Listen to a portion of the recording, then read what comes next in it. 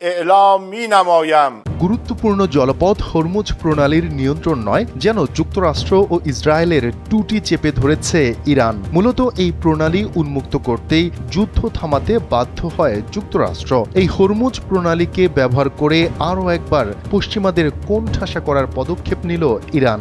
জানালো, হরমুজ প্রণালী পার হতে প্রতিটি জাহাজকে দিতে হবে নির্দিষ্ট পরিমাণ টোল, আর সেই টোল দিতে হবে ক্রিপ্টোকারেন্সি বা চীনা মুদ্রা ইউয়ানে। মার্কিন সংবাদ মাধ্যম দ্য ওয়াল স্ট্রিট জার্নালের প্রতিবেদনে বলা হয়েছে, কিছু জাহাজের ক্রুদের সতর্ক করা হয়েছে। বলা হয়েছে, অনুমতি ছাড়া প্রবেশ করলে হামলা চালাবে ইরানের IRGC।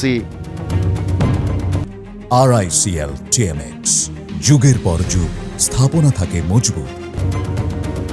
কিভাবে হরমুজ প্রণালী পার হতে হবে সে বিষয়ে নির্দেশনা দিয়েছে ইরানি কর্তৃপক্ষ।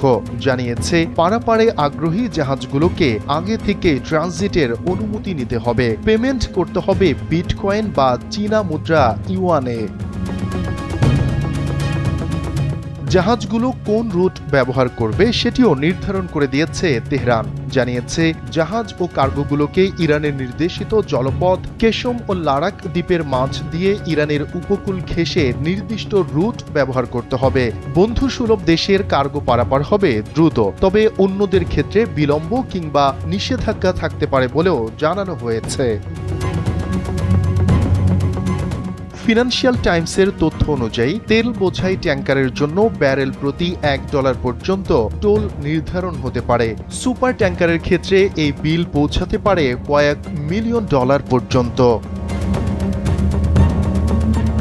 ইরান কেন ক্রিপ্টো ও ইউয়ানে টোল তোলার সিদ্ধান্ত নিল এ বিষয়ে বিশেষজ্ঞরা মনে করছেন, তেহরানের ওপর যুক্তরাষ্ট্র ও ইউরোপের কঠোর নিষেধাজ্ঞা থাকায় তাদের জন্য ডলারে লেনদেন কঠিন হয়ে পড়েছে। ক্রিপ্টো লেনদেন যেহেতু ট্র্যাক করা কঠিন এবং ইউয়ানে লেনদেন পশ্চিমা ব্যাংকিং ব্যবস্থার বাইরে, তাই এমন সিদ্ধান্ত গ্রহণ করেছে ইমাম খুমেনির দেশ। তবে যুদ্ধবিরতি আলোচনা শুরু হওয়ার আগে মাত্র কয়েকটি জাহাজ চলাচলের অনুমতি পাচ্ছে। হরমুজের দুপাশে প্রায় 300 থেকে 400 ট্যাঙ্কার উপসাগরে অপেক্ষমান রয়েছে। শিপিং খাতের ভাষায় পুরো এলাকা এখন একটি পার্কিং লটে পরিণত হয়েছে। আন্তর্জাতিক আইনে সুয়েজ বা পানামা খালের মতো কৃত্রিম খালে টোল নেয়া বৈধ, তবে হরমুজের মতো প্রাকৃতিক জলপথে টোল আরোপ বৈধ নয়। গালফ দেশগুলো বলছে এটি জাতিসংঘের সমুদ্র আইনের নেভিগেশনের স্বাধীনতা নীতির লঙ্ঘন।